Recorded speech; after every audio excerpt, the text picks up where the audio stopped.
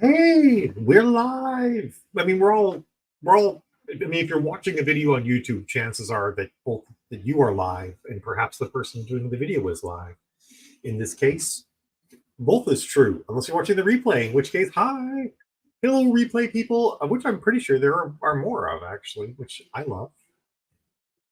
Speaking of that, of like this being more than just like a random live that I do and some sort of thing, we actually are lining up our first two guest speakers, which I'm super excited about. Hey Monique, how you doing? So yeah, I'm super stoked about actually having two guest speakers come on.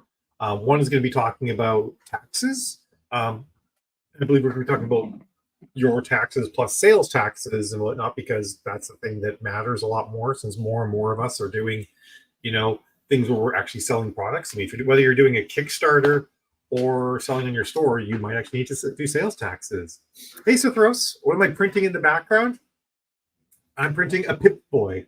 So this is, let me just, I was walking some stuff up with toothpicks. This is a Pip-Boy armband. If anyone's played Fallout, this is actually from that. So you would put it on, hey, Rosa. It goes on your arm like this, and it actually has like a little screen part that is, I can't actually show you while I'm holding this up. But yeah, it's really cool. It's from the game Fallout, and I'm doing a Fallout cosplay for PAX in a couple of weeks. So that's what this is going to be for. But the problem is it's just a little bit too tight on my wrist because I have chonky arms and I can't get up my arm all the way. So I'm printing a larger version to see if that'll be big enough. And if it makes enough of an improvement, then I'm going to have to reprint the whole thing. It's 37 pieces. What I'll probably end up doing is finishing building this one, and then maybe I'll sell it or something like that. But anyway, yeah, that's what's printing in the background. Yeah, you'll totally get to see. I have a whole vault suit and everything. And hi, Rosa. I don't know if I said hi or if I just thought it. Let me just very quickly get my post up for the Facebook group. Comment at everyone. At everyone. There we go. Okay. Yeah, if you actually look at my Blueberry Sage stuff, Cytheros, you'll see I recently, like on my Instagram, I did do a shoot with me wearing it. But there'll definitely be more when I go to PAX and I have the whole get up and everything. I still have to try and get like a brown leather harness to wear with it as well. But I'm sure that will come. Wow, there's 14, 15 people here before I even did the everyone post. That's super cool. So hopefully you guys all survived the bad audio I imagine I had last time. Speaking of which, I need to get better at keeping the mic closer to my mouth because this is a very directional mic. Hey, Dharma. Still in Arizona. It must be, warm weather must be on the way down there, I bet. So I had a great time in Nolens last week, or New Orleans for everybody else, or New Orleans. If you don't live in the States, you might not have ever actually heard it said aloud before. It was one of the best conferences I've ever been to. And the thing that I loved the most about it was the I think I talked about this in the thing last week, was the having the way they did a bunch of roundtables mixed in with the presentations, and the fact that they catered breakfast and lunch, and the catered food was good, and you got to sit and talk with everybody all the time. So that was like super awesome. I really liked that. I don't think, see, Tuesday, Wednesday, Thursday, I flew home on Friday.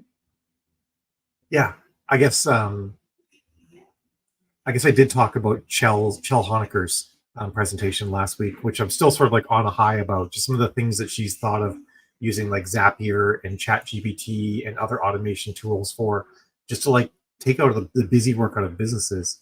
80 degrees a few times already. Ouch. And who's saying hi from Texas? Gina, how are you doing?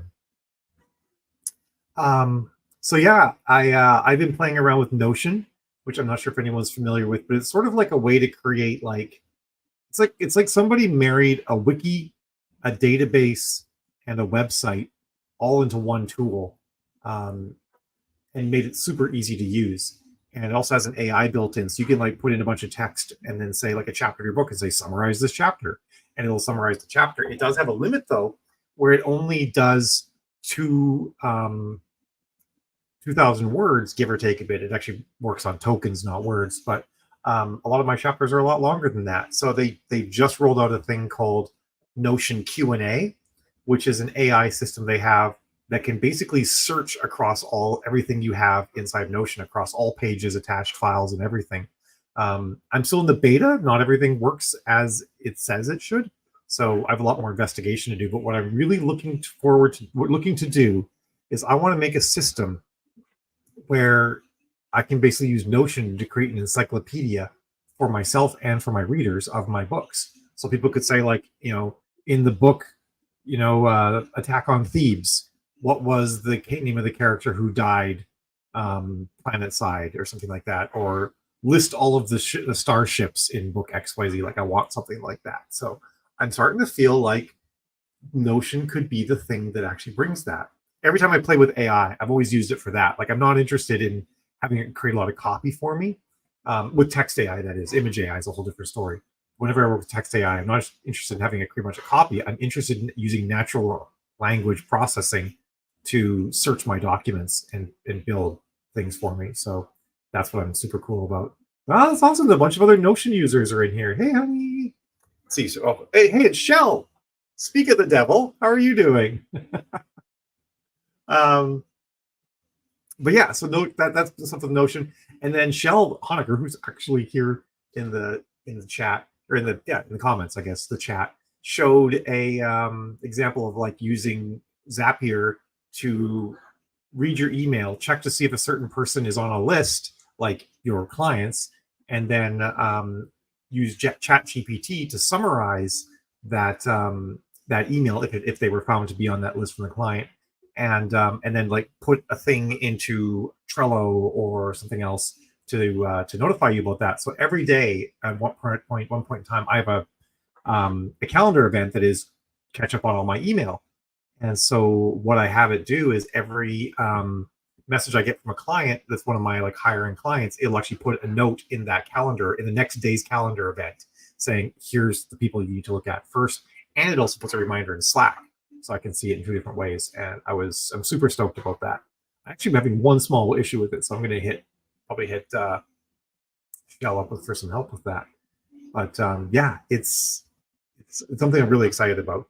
Just automation for all these things, because that's the thing, right? Like, a lot of people talk about using AI for writing, and that's fine. I hold no rancor for whatever anybody wants to use AI for, but for me, I really enjoy writing.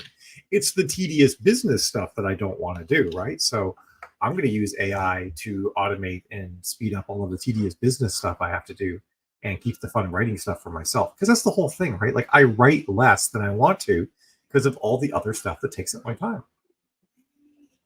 Oh, I've not used the desktop app yet, Dharma. I'm only using the online version. I have been meaning to try the desktop app though, but for me, it'll be installed on my chonky machine, so I'm not worried about that. But yeah, so it's super cool. So who said they wanted to go to NOLA? I don't have a name on this one, and it doesn't look like you're in the Facebook group, so I don't see your name there either. But it was a really good event. They're doing it again next year. They're doing it in 2 parts. There'll be the mastermind, and then a vendor day, and then a 2-day sort of like general writers conference. So that's going to be pretty exciting. I will be there. It is tied for first place as my favorite conference. Alessandra's Inkers Con is still my favorite. It also holds a special place in my heart, but this one is tied for first place. And I really think the big part about it is the format and the focus on making sure you get to talk with everybody and interact with everybody. Mel Jolly and Tadra, who sort of ran the conference, they're the conference directors, did a superb job. And of course, Russell Nolte and Monica also were great too. It's kind of funny though, because Russell and Monica are fairly introverted people, I would say. They're not like super high energy, in your face kind of people. So it was very smart of them to hire Mel and Tadra and have them run the conference, because Mel and Tadra know what they're doing. They do NINC. They do a lot of like the behind the scenes stuff at NINC, just making sure everything's is cooking, and they've been doing it for quite a while. And they've all, I don't know about Mel for sure, but Todger's also been involved in running several other conferences. So yeah, notebook and pen actually works pretty well for Notion too. So, and Jill just mentioned we have a new class coming up, and it's a two-parter, and it's for basically running. It's all about direct sales. So it's about running ads to direct sales sites. We'll be focusing on Shopify because that's the most common one people are using, and then also about how to do like advanced sales funnels in Shopify. In fact, at the conference, Pierre, who is a poetry author who's made millions on Shopify, was talking about this as well. How it's really important as a seller on Shopify to handle all the post sale stuff. So with the retailers, we make the sale, and then we're like, hey, and Amazon's gonna notify them when my next book comes out, and Amazon will pimp my next book to these people when they're reading a series. And Amazon's going to send out emails every now and then saying, hey, if you like this author, you're also going to like this author. And they have all the also bots, and we have AMS in play and whatnot. But when you're doing direct sales, you don't have any of that. You have to reach out to them after you make the sale saying, hey, don't forget, I also have this other thing that you haven't bought yet. But the super cool thing is you can be smart about it, right? Like you can reach out to them if they bought book 1 and not book 2 in 12 days or something. Or if they read all the books in series A but haven't read any of your books in series 3, then you don't message them about series A, but you can message them about series B, and you can create all of that sort of stuff. And it's super awesome. Let's see. Oh, that was Gina. Okay. So you're saying you're the one that wanted to go to NOLA. I think. Am I getting this right? I might have gotten confused. 20 books, Seville tomorrow and Saturday. I don't know where Seville. Why do I not know where Seville is? Is that in France? I should know this. It's the word is so familiar. Yeah, Los Angeles would be bad, but the conference is actually in Las Vegas. I had a brain freeze for a second there. Spain. Okay, I'm like, it's in Europe. So I miss the smaller versions of 20 books, actually. That's why 20 books is not tied for number 1, because I don't like the monster massive conferences. Thank you, everyone. Oh, that was you too, Gianna. All right, I'm just getting confused here now. But anyway, small conferences, yes. Big conferences, less yes. I mean, they're great because your friends are going to be there, but I just feel like you can't sink your teeth into things.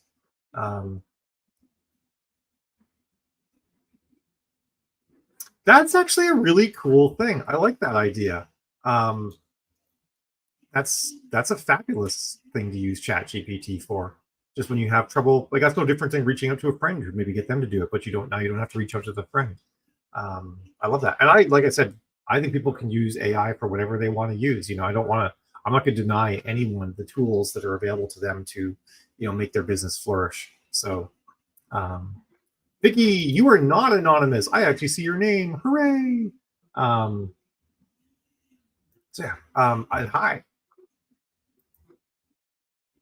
I see. I follow.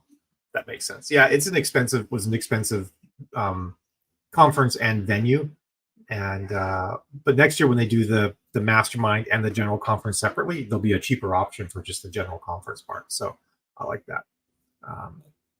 I'm actually this is an interesting thing that that I have thoughts on. I don't think that ChatGPT can write blurbs.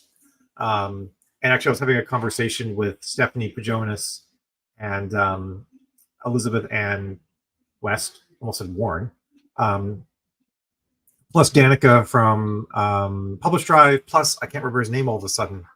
Also, like Greg or Jeff or something like that from Publish Drive.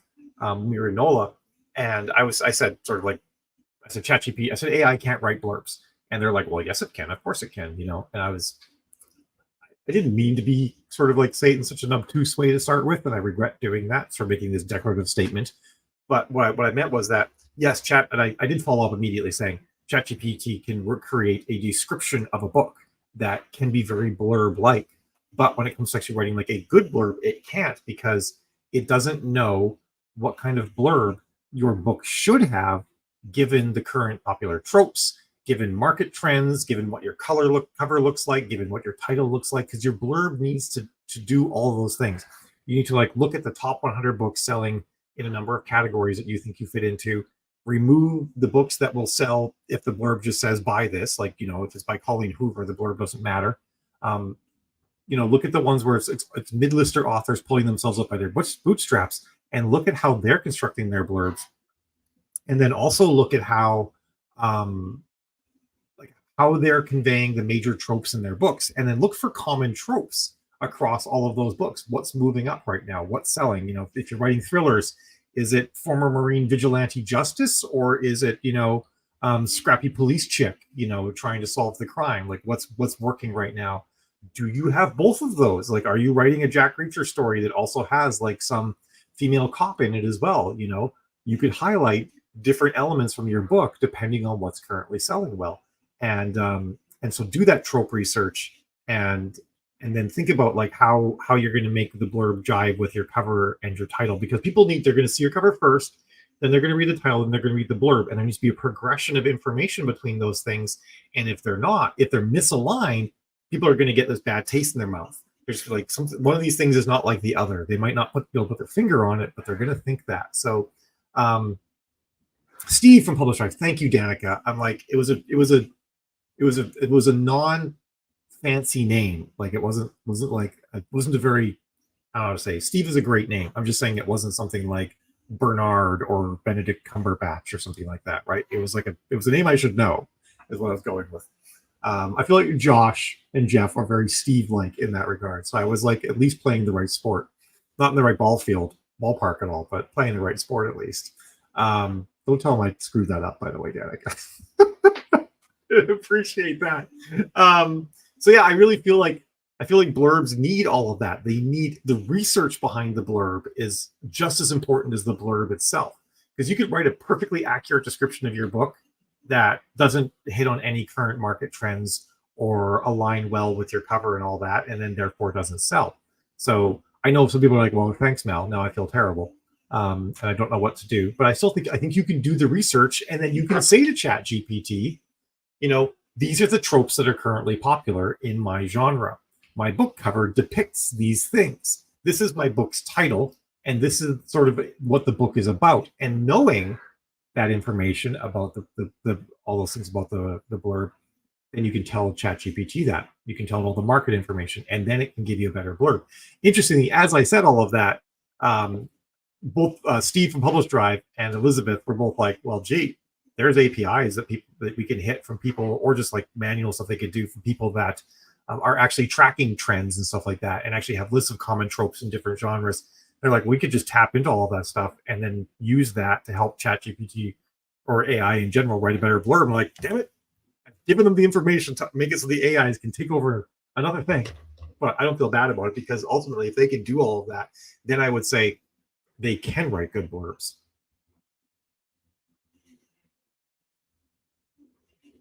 Yeah, that's all. That's a great thing to do as well, Jill, honey. But I still think that as the author, actually, whether you're writing blurbs or not, as the author, you still need to do that market research, right? You need to be digging into all of these best-selling books and looking at what they're focused on, what's selling.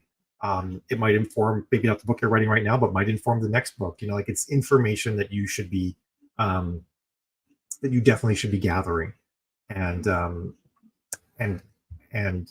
providing either just to your own brain or to ChatGPT when it comes to writing blurbs. So happy. A lot of people are happy if someone else write their blurbs. I personally love writing blurbs, but I can't do it at the drop of a hat. I need a hat. I need to be like in the right space to do a blurb. So that is definitely a thing. All right, where are we? Wow, time flies, doesn't it?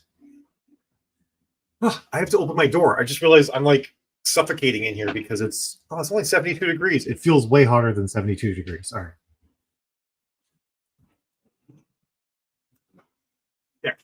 Yeah. You might have noticed there's a lot of computers in here, and there's a 3D printer. And that's because all my computers in here are constantly doing science. They're helping Alzheimer's research, and they're heating my room because this room is unheated, and we live north of Boston. So, so yeah, that's why it gets hot in here.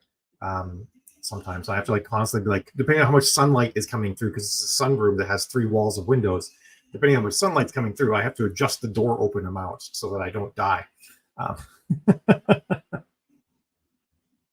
Yes, Blurb Team. They're a lot of fun. That being said, my books don't have the best blurbs because I got a lot better writing blurbs after most of my books came out. Partially through writing so many books. So there's a lot of my early books that don't have good blurbs. All right, before I say what's printing, Facebook user, you have to tell me who you are. So that's your requirement. I need to know who's asking that before I answer the question. Unless I can see it in here. Let me check. Oh, it's Pip that says that. Okay. Jill's just watching silent with the caption since Eva's there. That's funny. So it's what I'm printing is a Pip-Boy, ironically. Pip, that your name shares the same thing. This is from the game Fallout, and it's a thing that fits on your wrist and has a little computer screen on there and cool things on it. And I printed an initial version, and it's just a bit too small for me. It's also too small for my phone. So there's a scaled up version that's 15% larger. So I'm going to see if maybe that can actually fit my... I'm missing a piece of it. I was going to show you guys more, but I can't. Where did it go? Oh, it's being clamped down below. Anyway, yeah, it's got like a... I can do this. I can show it.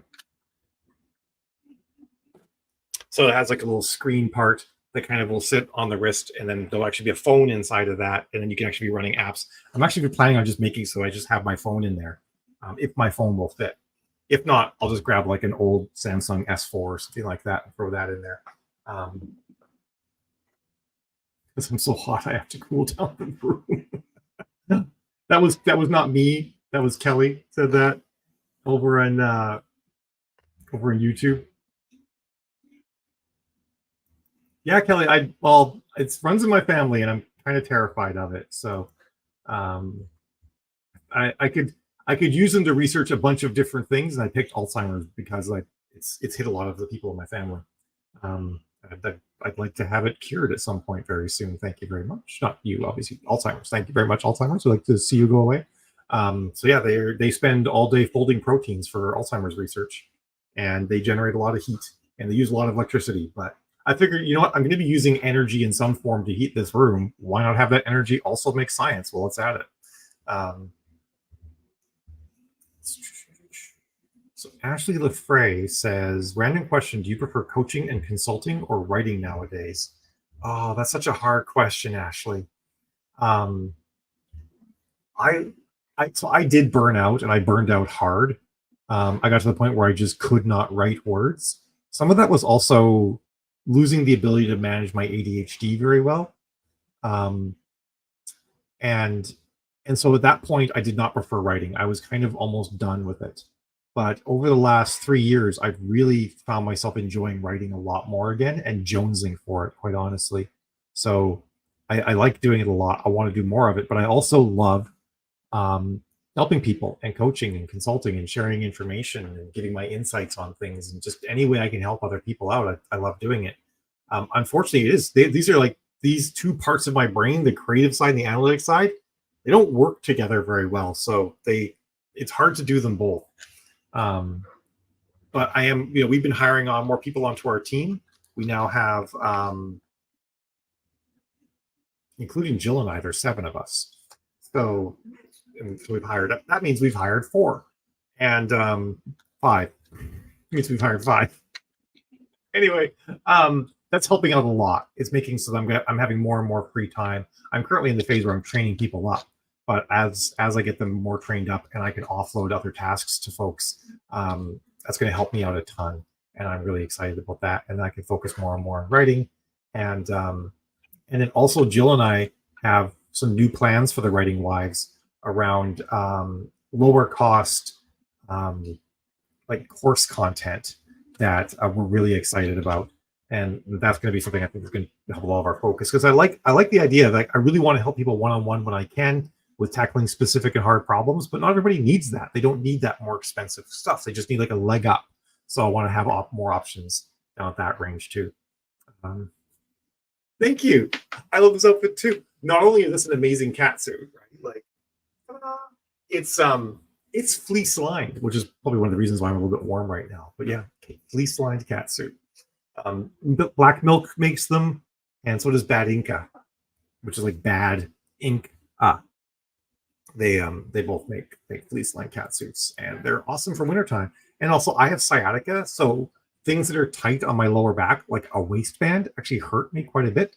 So cat suits have the added bonus of not having anything tight around my waist. I mean, who likes tight things around their waist? Unless it's a corset, because that's a little bit different. But like a waistband, something narrow and tight around your waist, no one wants that. Suits are the best. Or dresses, nothing tight around the waist. So yeah, that's kind of been my ramble today, just kind of talking about automation and cool things that are going on. But the other thing is that we do have a 2-part class coming up, Shopify and then advanced Facebook ads for Shopify. And the Shopify one is acupuncture cured your hip pain. That's cool. My issue is I actually have like an actual problem with a disc that could be cured perhaps by things like acupuncture. The problem is that I also have to deal with the inflammation that I currently have.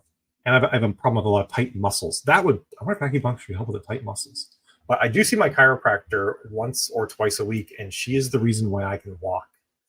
Without her, I would not be doing much of that standing walking stuff. So we have, let me just copy this link. I just want to copy the link.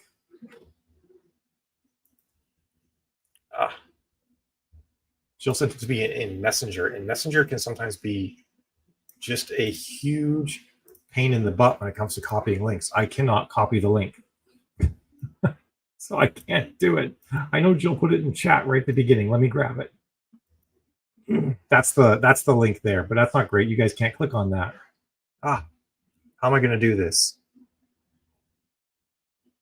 Because whenever I click the link in Messenger, which is hot garbage most of the time, it opens it up and then it creates a session for me, which means the link that link wouldn't work for anyone else.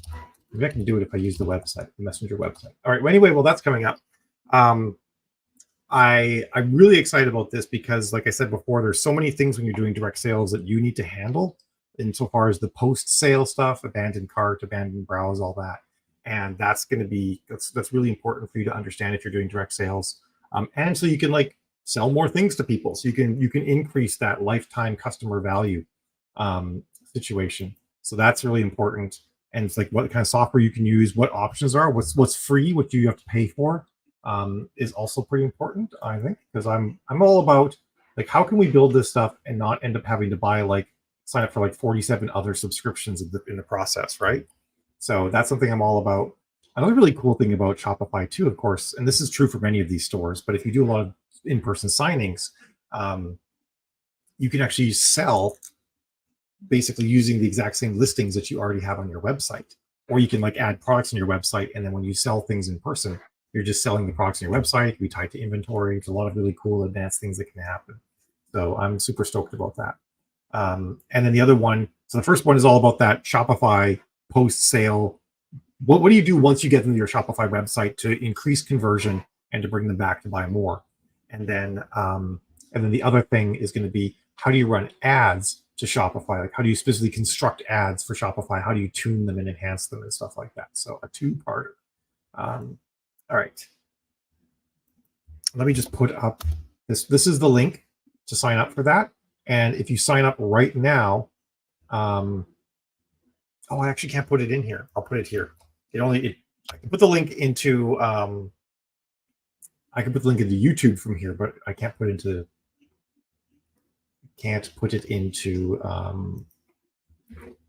Facebook inside here. But anyway, just in case anybody needs it as well. Oops, I did not mean to put that in twice. This is what it looks like if you want to quickly copy it down. All right, so I have that on screen. Carmen says, going off topic, am I the only one whose Facebook's ads are losing money this week and click costs going up? No, you are not. I'm seeing increased CPCs almost across the board. Only a small fraction of ads I've been looking at have not increased by 5 to 7 cents per click, sometimes even more.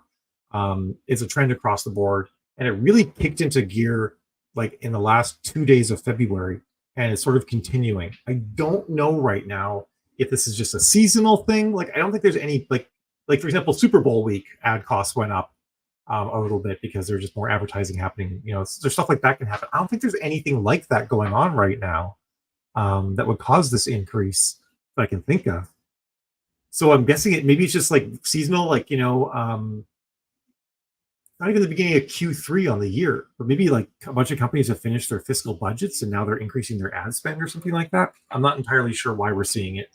It could also just be like a random Facebook thing where they're just like changing something behind the scenes that's causing ad prices to go up. What I have been seeing is that video ads have not been increasing in price and still image ads have been increasing in price. So if you make any video ads, I would definitely recommend running those. Those are working really well.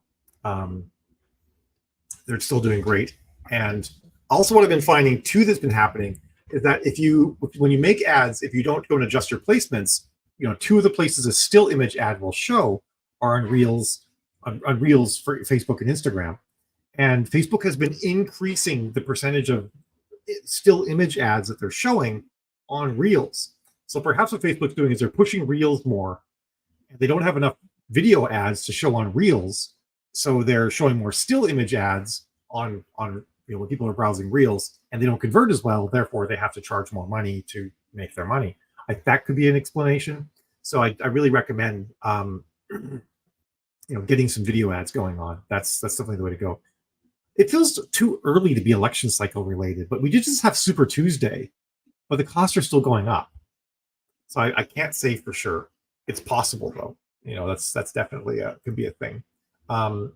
If you guys are interested in how to do just really simple video ads for Reels, here's what you can do. I'm going to show you guys my secret sauce because you're all awesome. I'm going to go to Canva, present, share screen. This window, share. All right, so I use Canva for this. The crazy Facebook deal the last couple days. I don't know what the crazy Facebook deal is. Maybe I should, but I don't.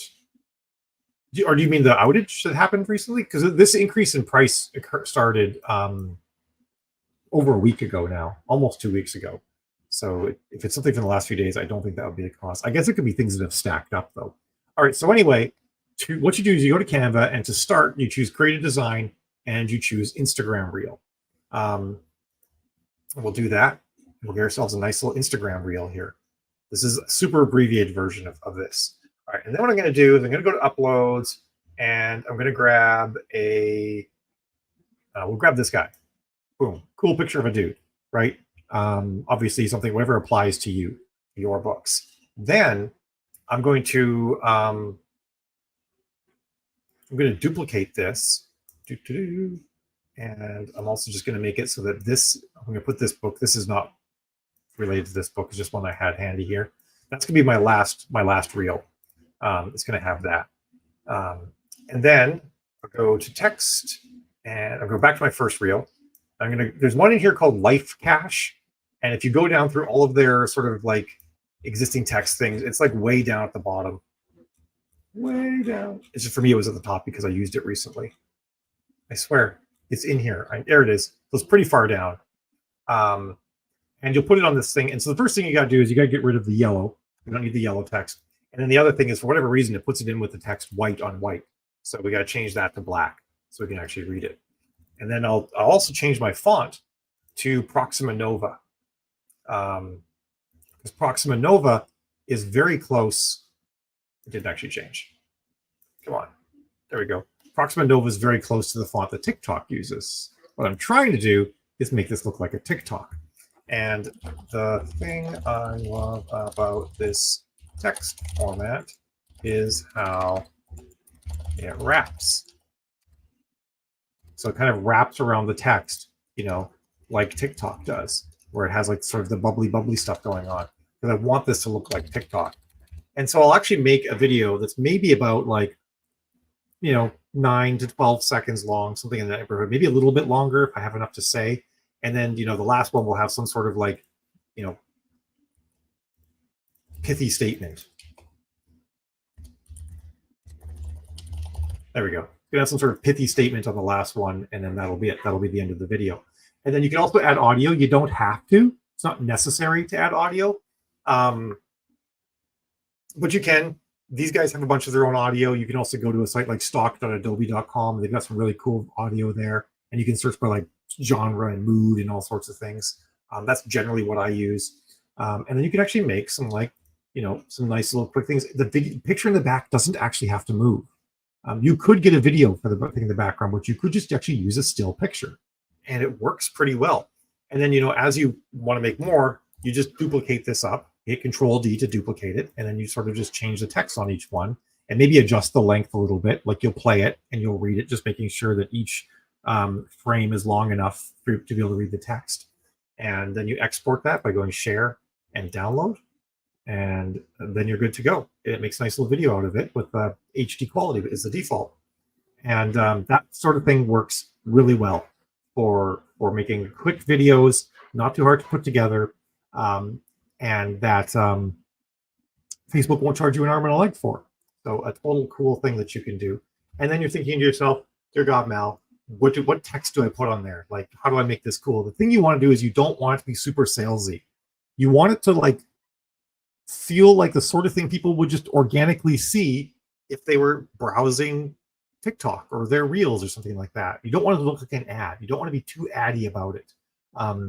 You can have salesy copy in there, but just make sure that you don't like cram it full of text, that you're like thinking about like how much text is on each frame when I'm watching a TikTok video, or in each chunk of text, how much are they putting in there? And you can be dramatic too, like have one piece of text and then have another one appear, all that sort of thing. You can totally do it. And I find that many times you can do things like this and keep your cost per click under 10 cents per click with ease and still have good conversions. Also, when you do video, you can oftentimes get good results with younger audiences. When I'm doing reel ads these days, I actually only run the ad up to 55. So I'll do it like 25 to 55 is my age range, or sometimes even all the way down to 20. And they actually do a lot better. They'll show on Instagram a lot more because most of the young watchers are on Instagram versus on Facebook, and you can get some really good results out of that. And then the other option for text that you put on there, I'm going to grab my phone because I need a visual aid, is you just get a book on the Kindle app on your phone. I'm sure you guys all know how to do this, but just in case someone doesn't because they're new, I'll share it with you. So you got the Kindle app. That's great. It's a new version of the Kindle app. Thank you so much. Waiting for it to load. All right, so I've got a book up on the Kindle app, and then if I tap it, and it kind of gives me this out view, I can click the three dots in the upper left, and I can choose popular highlights was one of the options on the menu, and this is all popular highlights that people have made of this book. So that one video I first showed with the guy, it was the very first popular highlight. I liked it. I thought it would work well. A lot of people had highlighted it, so I think it was good. But there's like, this book has a whole bunch of popular highlights, and what that tells me is that these are things inside the book, which means they're immediately contextual to the book, that people resonated enough with to actually take a moment to highlight. And that means that could be really good copy. So it's one of the best places to go for quick copy for a video ad like that. Another place is your reviews. Go down on the page. As soon as you see those stars, filter by 5-star. You don't need to emotionally damage yourself in this process. Filter by 5-star and read through your 5-star reviews, and you might get some inspiration in there for something that you could use for that kind of ad. And actually works. That technique works well, whether they're video ads that you're looking for text for, or just a regular text ad.